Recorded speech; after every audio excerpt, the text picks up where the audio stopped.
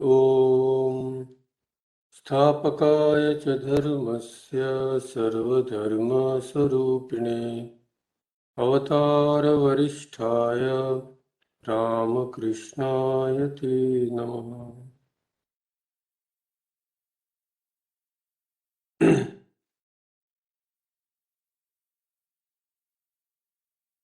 So as you have seen, we will be continuing our study of the three kinds of bodies.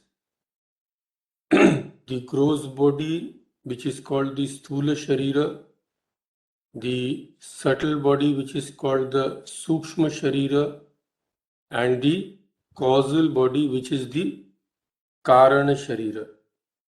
So last time we have discussed the first one, the outermost one, and the one which is most prominent in our consciousness, that is the gross body or the Sthula Sharira. So we will just briefly recapitulate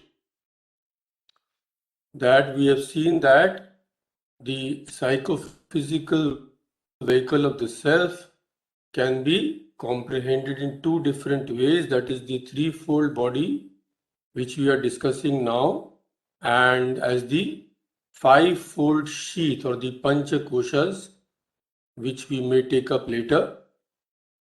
So physical body is the outstanding feature of human personality, but we generally don't realize that we have two more bodies, that is the subtle and the causal, and actually, though these are invisible, they are far more potent than the gross body. So physical body is the outermost, the causal body the innermost of the three, and as we know, it is through the physical body that we interact with the external world. And we have seen that these three bodies respectively are mediums of man's threefold daily experience of the waking, dream, and the deep sleep state. So we have also seen this photograph. So you can see that the gross body, in the waking state, the gross body is most active, but in the dream state, the gross body is completely still, it is inactive. Then the subtle body comes into play.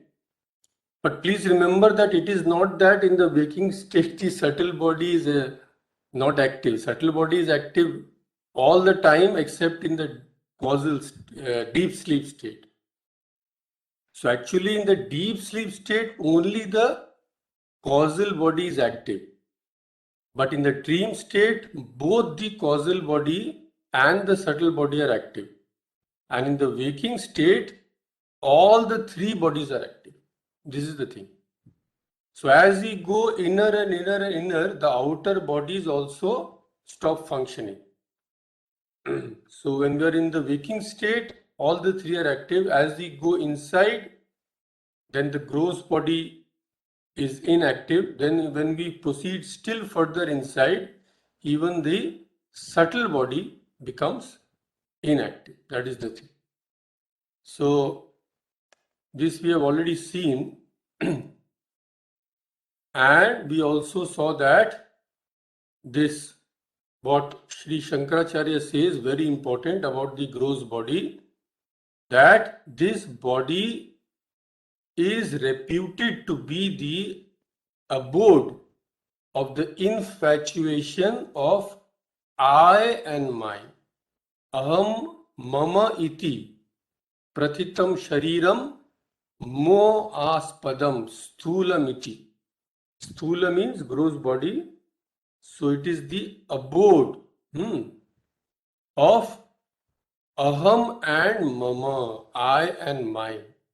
So from this I and mine, that this body is I or this body is mine, and because we think that the body is mine, we also think that everything connected with the body, every human being connected with this body is also mine. What is the connection between our sons and daughters and sisters and everybody else? It is through the body. If there were no body, there would be no connection. So because we think that the body is mine, through the body, we also think that my son is mine, my daughter is mine, my sister is mine, my brother is mine, etc., etc. So these bodies can be called the trunk, and all the branches emanate from the trunk. So that is the whole problem. So without first understanding this fact that it is the body which gives all these, which is the source of all these relations, we can never have any true insight into these relations, what these relations are. We never think about those things, you see, that is the problem. We take it for we take it for granted, and from that follow all kinds of misunderstandings and problems. So we have to go to the root of the thing. Now suppose if someone whom we call our any relative, suppose he dies, then he takes a new birth and he comes to us in another body. When we get a new birth, we'll get another gross body. Then even if the relative who was so dear to us, even if he comes and stands before us, we will not feel any relation to him. What has happened? Nothing has changed. He is the same person because the other two bodies are the same. We will discuss all that later. But the outer body, the gross body has changed. So all our relations are through this gross body. First, from this gross body starts the feeling of I and mine. That is the root. So, bhoga yatana, it is called the medium of bhoga or experience. Unfortunately, those experiences are not always pleasant. Most of them are actually quite unpleasant. Like illness, disease, and bereavements, everything. And this body has also been called a city, has been compared to a city with 9 gates. All the orifices in the body are the gates. These nose, ears, eyes, etc.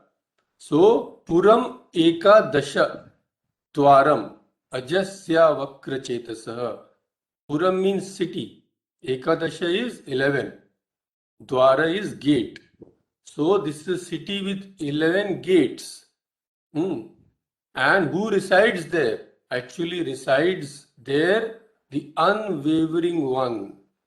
Unwavering one with the unborn one with the unwavering consciousness. That is who resides there. But that poor fellow has forgotten his real nature. He forgets that he is actually residing in the body. He is not the body. We reside in a house. So when the house is broken up, do we think that we have broken up? No. Let the house break down. I'll be in another house. What is the problem? But if anything happens to this house, which is the body, we feel that it is happening to us. So tooth pain, it belongs to the body, not to us. We are just residing in the body. Suppose a brick falls out of our building. What happens? We don't feel anything. But here the problem is, we have forgotten that this is a body in which we reside. We are not this body. So as soon as something happens to the body, we rush to the doctor. Oh doctor, I'm in terrible pain. Please help me. Yeah. This is the problem with identifying ourselves with the body. So actually, we are not this body, we just reside in the body, which is like a city with 9 gates. So what we have discussed in the last class, we can just see in point form. So I'll just share the image.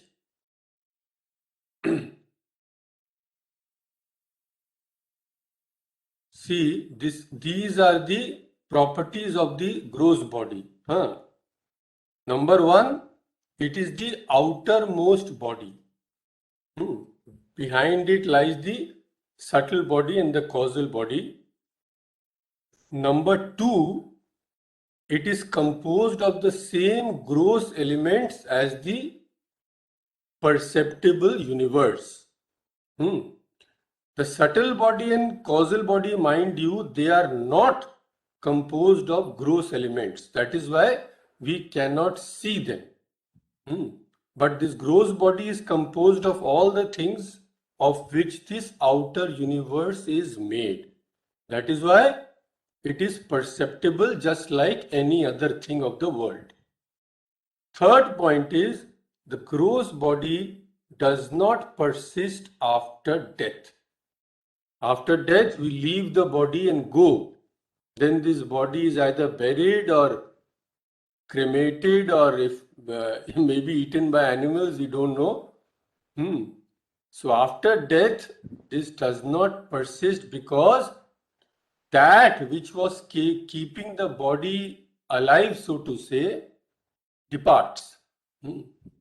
So then the body, we say that body is dead. Actually, the body is always dead. The body is never conscious. But since the one who is conscious still lives in the body appears to be conscious. So when he leaves it, the body becomes completely inactive, completely cold. Fourth, this is the seat of waking experience. This we have already discussed. In the waking experience, the gross body is completely active. And fifth, also we have already discussed that this is the only body in which attainment of God is possible. In no other body can the jiva discriminate. The power of discrimination he gets only when he gets the human body. And without the power of discrimination, we cannot attain liberation. Those who have no discrimination, those who don't know the difference between what should be done and what should not be done, those who cannot differentiate between that, those who are guided purely by their instincts, they can never achieve anything higher in life, let alone liberation. Liberation is a far cry. So these in brief are the properties of the gross body. Now we come to the topic under discussion, that is the subtle body or Sukshma Sharira. So as we have already seen, the subtle body is not composed of the 5 gross elements. Okay, it is composed of the 5 subtle elements in their rudimentary uncompounded state. See, these subtle elements, they combine and form the gross elements. So we have discussed all this when we have discussed the Sankhya philosophy. So just to refresh your memory, I'll again show you that image so that we can again remember this difference between gross elements and the subtle elements. See, here you can see we have already discussed this Purusha and Prakriti. From that comes first Mahat or cosmic intelligence. Then from that comes Ahankara, and see here below See here, this ahankara gives rise to sattva, rajas, tamas. See, from sattva part comes the 5 organs of actions, 5 organs of knowledge, the mind, and from tamas comes these elements: sound, touch, form, taste, odor. Akasha, Vayu, Agni, Apa, Prithvi. These are the 5 elements.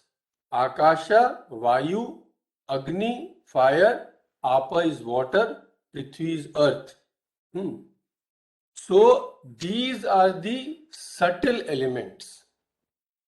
These subtle elements combine to form the gross elements. Okay.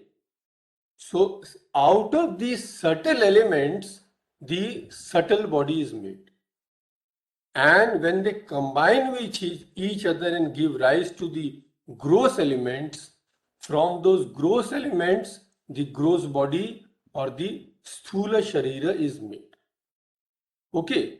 So because the subtle body is composed of these subtle elements, we cannot see that. It is invisible. Even a microscope cannot see a subtle body. Only when the subtle elements combine, that process is called panchikarana. The combination of subtle elements into gross elements is called panchikarana. So when that panchikarana takes place, then the subtle elements form the gross elements. And the gross elements give rise to everything in the universe. So the subtle body is too fine to be discerned even by the most advanced instrument we have. Even after the microscope, something may be there. So even that cannot see the subtle body. Okay. Now we come to the constituents of the subtle body. So we will just again share an image.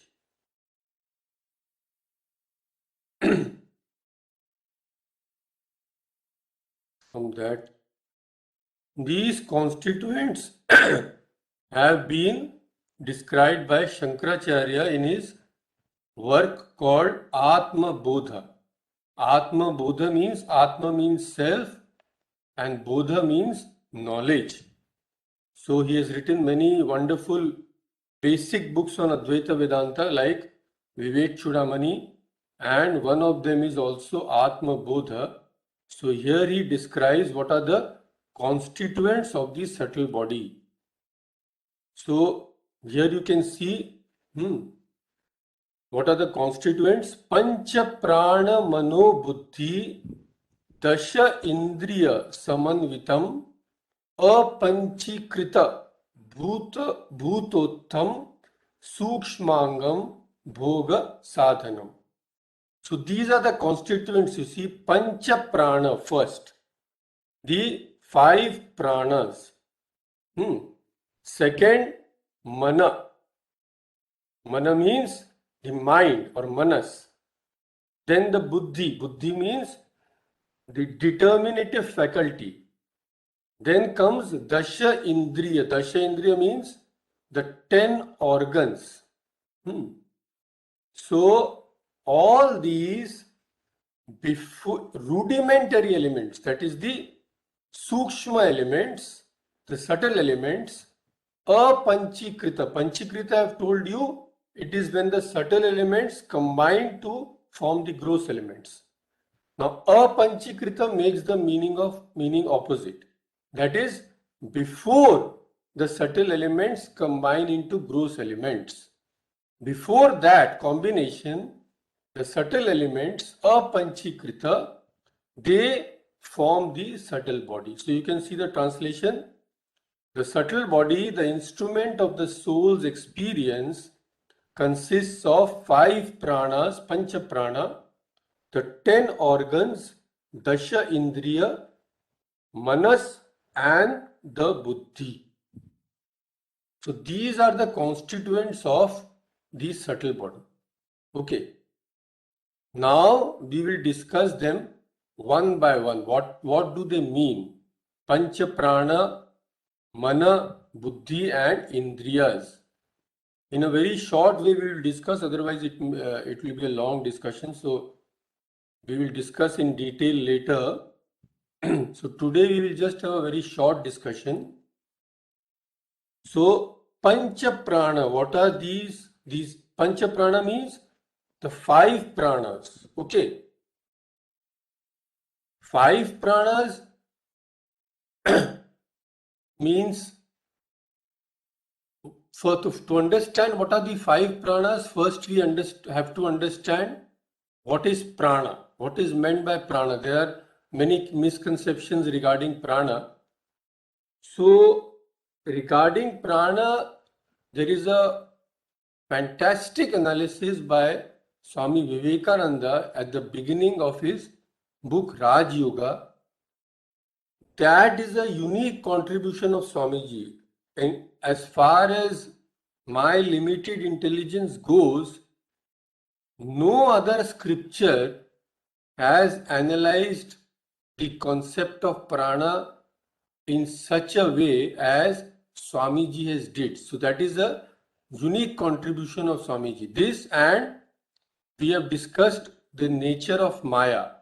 The nature of Maya which Swamiji has delineated, it is absolutely unbelievable, and in no other scripture you will find such a wonderful analysis. That is Swamiji's unique contribution, we can say. So this concept of prana we will take up later, but today we will just discuss the basics. What is prana? What happens generally when we breathe, and everybody is now familiar all over the world with the term pranayama. So people think that this breath is called prana. But actually breath is not prana. That force which is the source of breath is prana. So Swamiji says that according to the philosophers of India, the whole universe is composed of 2 materials. One is Akasha and one is prana. Now, as I have again and again told you that we will be discussing various philosophies. Please do not mix them together. Don't mix them up. As soon as I said that 2 realities, Akasha and prana, you will say, Maharaj, what are you saying? Just 2 days ago you said the 2 realities are Prakriti and Purusha. Yes, then we were discussing Sankhya philosophy. When we will discuss Advaita philosophy, we will say that only one reality exists. So please don't confuse them. Sankhya we have studied. Okay. Now, Swamiji says, taking another viewpoint, that the 2 realities which exist according to our philosophy is Akasha and prana. Okay. Now what is Akasha? Akasha is omnipresent, all-penetrating existence. Everything in the universe that has form, everything that is the result of combination is evolving from this Akasha. So in one way, this Akasha is very much like Sankhya's Prakriti. Prakriti, from everything evolves from Prakriti according to Sankhya. So that is, now you will understand that why I discussed Sankhya and I told you that please don't miss that. It is so important. Because without understanding that, we cannot understand these things. So just like in Sankhya, everything comes from Prakriti, Swamiji says that here everything comes from Akasha. It is the Akasha that becomes the air, that becomes the liquids, that becomes the solid. It is Akasha which becomes the sun, the earth, the moon, the stars, the comets. It is Akasha that becomes the human body, the animal body, the plants. Every form that we see, everything that can be sensed, everything that exists is evolving from Akasha. So it is very much like the Sankhya concept of Prakriti. But like as in Sankhya, Prakriti cannot be perceived, Akasha also is so subtle that it cannot be perceived. It can only be perceived when it has taken a gross form. So at the beginning of creation, there is only this Akasha. Okay. And at the end of the cycle, all the solids, liquids and gases all again melt into Akasha. Like in Sankhya, everything goes back to Prakriti. And from Akasha again in the next cycle, the whole creation proceeds. Okay. Now, what is the power through which Akasha manufactures this universe? See, this Sankhya has never been able to explain that Prakriti evolves into the universe. But what is the power behind that? Sankhya says that Purusha does nothing. Purusha is inactive. And Prakriti is inert. Then how does Prakriti evolve? That a satisfactory answer is not given by Sankhya. So here Swamiji says, just like Prakriti, this Akasha evolves into the whole universe. Now, what is the power that evolves this Akasha into this whole universe? That power is Prana. Okay. That power is Prana. By the power of Prana, this Akasha becomes the whole universe. So just as Akasha is infinite, omnipresent material of this universe, so is this Prana the infinite, omnipresent manifesting power of this universe. At the beginning, at the end of the cycle, everything becomes Akasha. And all the forces that are in the universe resolve back into Prana. Okay. So in the next cycle, out of this Prana is evolved everything that we call energy. The source of all energy is Prana. From this Prana evolves what we call energy, what we call force. So it is Prana that is manifesting as motion. It is Prana that is manifesting as gravitation, as magnetism. It is Prana that is manifesting as the actions of the body, as the nerve currents, as thought force. From thought down to the lowest force, everything is but the manifestation of Prana. The sum total of all the forces in the universe, mental or physical, when resolved back to their original state, is called Prana. So I have just quoted Swami Vivekananda verbatim. Verbatim, in such a beautiful way is explained. Okay. And the knowledge and control of this prana is called pranayama. Okay. So don't think that pranayama is just controlling the breath. The breath is just a very small outer manifestation. The control of this prana is called pranayama. So those yogis who have succeeded in controlling prana, they can gain mastery of all the forces in the world. Okay. So this prana is the vital force in every being, and thought is the finest and highest action of prana. So I'll just share an image because this is very important. These 3 points we should remember. See, these 3 points are very important. The prana is the vital force in every being. Okay. All the what we call vitality in us is this prana, is a manifestation in some form of this prana. And what is the finest and highest action of prana? It is thought. Our thoughts are the highest action of prana. That is why we find it easy to control the body.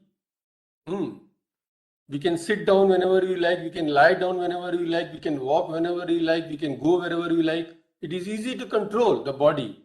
But thought is so difficult to control because it is the finest action of prana.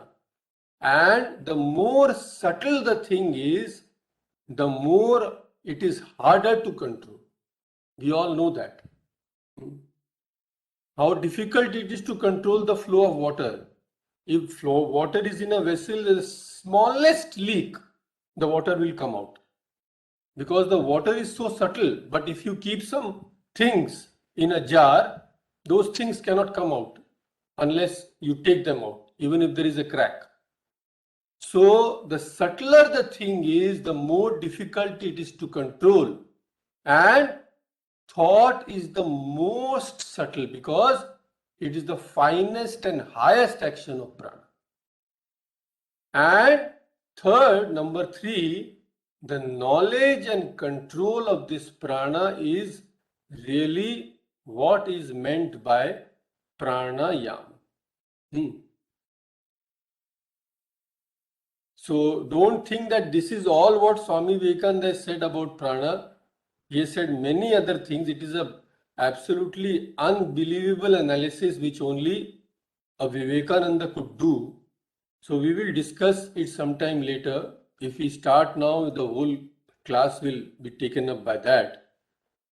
So Swamiji says that the most obvious manifestation of this prana in the human body is the motion of the lungs. It is the closest to us. If the motion of the lungs stop, all the other manifestation of force in the body will immediately stop. That we know. See, when I raise my hand, what is it? It is a manifestation of force. Is it not? Because the prana is active in me. When I bend my head, when I lean back, everything I do is a manifestation of this force. But suppose if my right hand is inactive, I can still raise my left hand. No problem. This is independent. It is not that my force of the left hand is the cause of the force of my right hand. Both are independent. But if the motion of the lungs stop, then all other manifestations stop. We cannot raise our hand. We cannot do anything. Why? Because that is the source. Okay. So, the most obvious manifestation of prana, that is why Swamiji says, is the motion of the lungs. But Swamiji also says that those who have gained control of their prana can also stop the motion of lungs. Like when Sri Ramakrishna went into the higher samadhi, his breath stopped. If you put your hand below his nose, you could feel nothing. His heartbeat stopped. Then in the gospel you will find that the doctor was poking here and there. Then Sri Ramakrishna was in samadhi. He could not believe. And of Sri Ramakrishna it was said that here is a man who has died many times, but and again he has come back to life. Because what is death? If the heart doesn't beat, if the lungs don't function, how can a man live? But those who have controlled their prana, okay, they can also make their heart stop. They can make their breathing stop. They lie buried for days in the ground. Swami Vivekananda himself has said this, and we read that in Sri Ramakrishna's life. So how could we know that Sri Ramakrishna is still living? There was only one sign. I will tell you afterwards. Yeah. Let it be in suspense. Today only we will discuss, don't worry, I will not keep it for the next class. So these are the 5 pranas. Now, sorry, this is what is prana is, and there are 5 manifestations of this prana, 5 ways in which it acts. So 5 names are given. It is the one prana, but the way in which it acts, 5 names are given. See, one person is there, but to his son he is father, to his sister he is brother, to his wife he is husband, to his parents he is a son. He is the same person, but 5 names are given because 5 relations are there. Person is same. Similarly, there is only one prana, but it functions in 5 different ways. That is why 5 names are given. Those 5 are called the Pancha Prana. Pancha Prana, I will just show you the image. Pancha Prana. So what are these Pancha Pranas? Prana, Apana, Vyana, Udana, Samana. These are the 5 pranas. I will just. So these are the 5 pranas you can see here. Prana, Apana, Vyana, Udana, Samana. But please remember that prana is only one. These are the 5 ways in which prana functions. So what are these functions? First is prana. Prana is the life force whose presence is felt in breath. Like when we keep our finger below our nose or mouth, we feel the breath. So this prana's presence is felt as breath in the nose, etc. Next is apana. Apana moves downward and expels the waste matter from the body. That is the function of apana. And what is vyana? Vyana, what does it does? Vyana moves in all directions and pervades the entire body. And Udana is the ascending life force. Apana is the descending life force. Udana is the ascending life force. That helps the soul to pass out of the body when it dies. And when we throw up, throwing up means what? See, something is coming from below above. So this throwing up is the function of the ascending life force or Udana. And Samana is one of the most important because it helps in the digestion of food and drink. Food and drink becomes our whole body, blood, marrow, etc., everything. And when prana helps in the digestion of our food and drink, it is called samana. So these are the pancha pranas, and of course you know that the prana belongs to prakriti or matter, which consists of 3 gunas, and they are derived from the combination of the rajasic portion of the 5 rudimentary elements. Rudimentary elements means the subtle elements.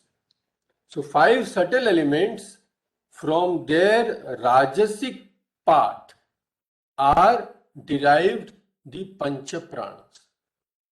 So don't be confused by all this. When we study these again and again and again, we will become very familiar with all this.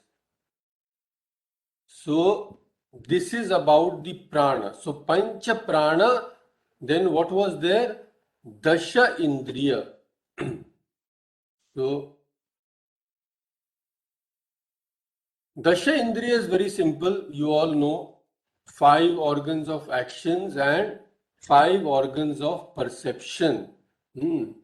Organs of perception, you know, ears, skin, eyes, tongue, nose, etc. And organs of action also you very well know. Hand, feet, organ of speech, etc. So these are the 5 organs. And we have already seen that this is not the real organ. Suppose this ear.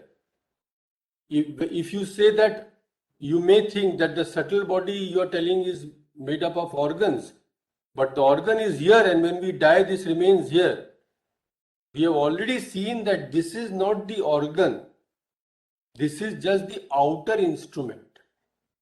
Organ belongs to the subtle body. So when subtle body leaves, the organs also leave. Okay. So 10 organs we all know, we have already discussed these many times. So now these organs of perception, they are very fine. So they are very luminous, and they are made from the sattvika portion of the 5 subtle elements. So subtle elements are 5, as we know. From their rajasic part, prana comes, and from their sattvic part, these organs of perception comes. Okay.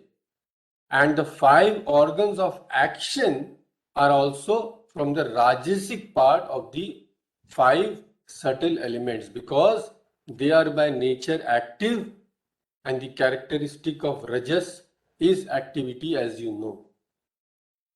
So panch prana we have seen, dasha indriya we have seen. Next is manas. Manas is generally translated as mind. So that is also a very important study, interesting study. So here we can just say that manas is a function of the inner organ or antakarana. We have already discussed this when we are discussing the Sankhya philosophy. So what does mind do? Mind considers the pros and cons of a matter. When something is given to us to eat, suppose, when we will think about that. Oh, should I eat this? Is it good for my health? Do I really need it? Should I eat it now or tomorrow? All these things, when we are thinking, deciding the pros and cons of a matter, that is the function of manas. So manas is when the antakarana decides the pros and cons of something, whether we want to take one decision or the other decision. Next comes buddhi. Buddhi is translated as determinative faculty or intellect, because this denotes a function of the antakarana which determines the true nature of an object. Okay, when we are certain that the nature of that object is like this, then the buddhi is coming into play. Suppose in the darkness, when we are going, we see a figure. Now, when we are thinking, is this a man, or it is a tree or something, stump of a tree? So that is manas. Manas is functioning there. Is it this or that? How should I react? Should I go near? Should I go far? What is it? That is manas. But when we go near and see, oh, it is just a tree, it is not a man, then buddhi has come into play. Buddhi is telling us, oh, definitely this is a tree. So again, this is the same antakarana, same inner organ, mind you. Don't think that manas and buddhi are two different things. It is the same inner organ.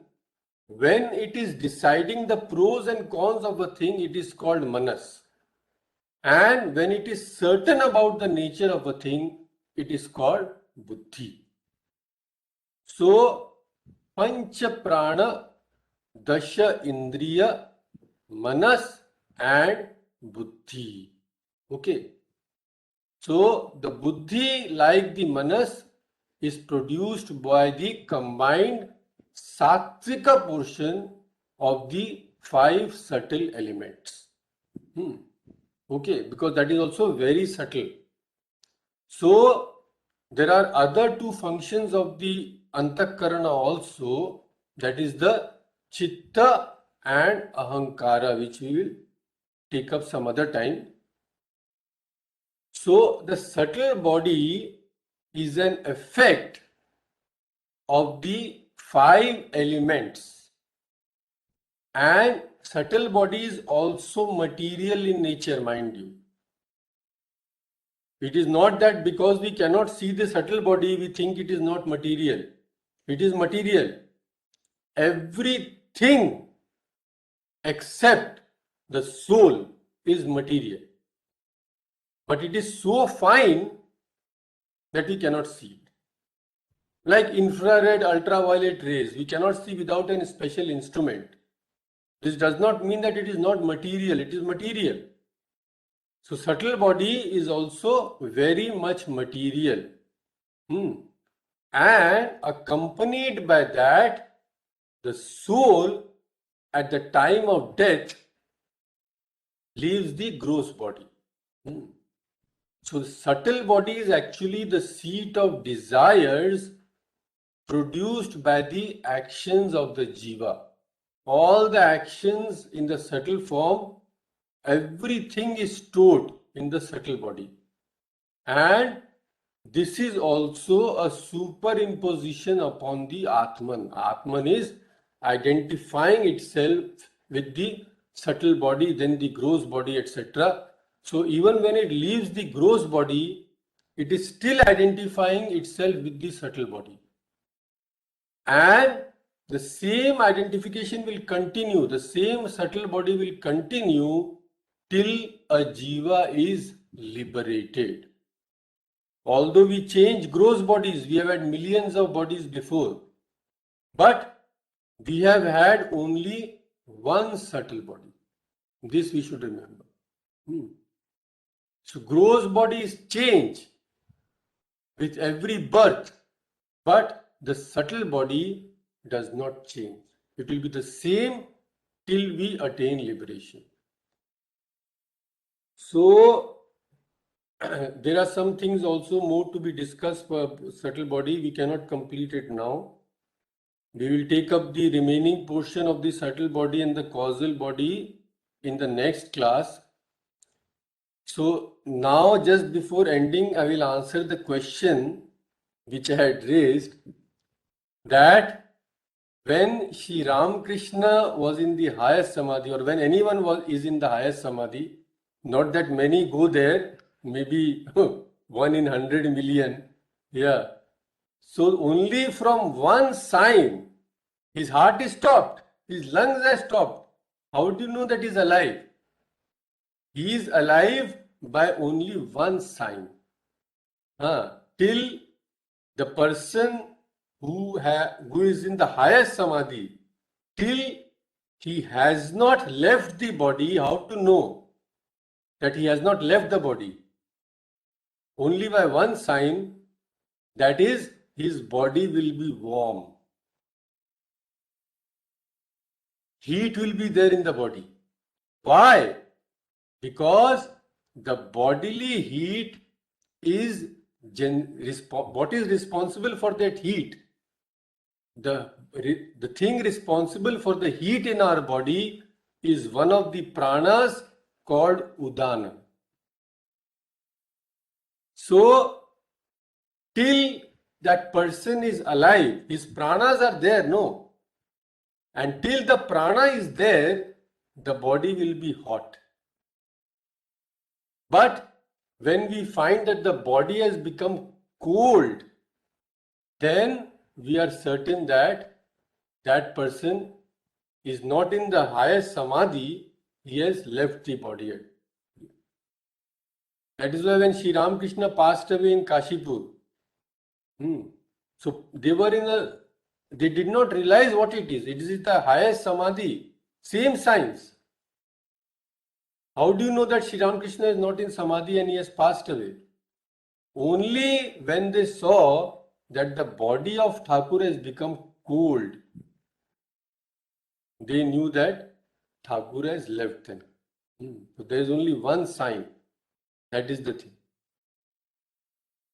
So I think enough of headache for today. So rest of the headaches next week. I think we can end here. Many things have been discussed. So we can just recapitulate that in the next class, and then again we will discuss some remaining things about the subtle body and then go to the causal body. Okay. So let's stop here today. Acha, please don't go, just there is one small announcement.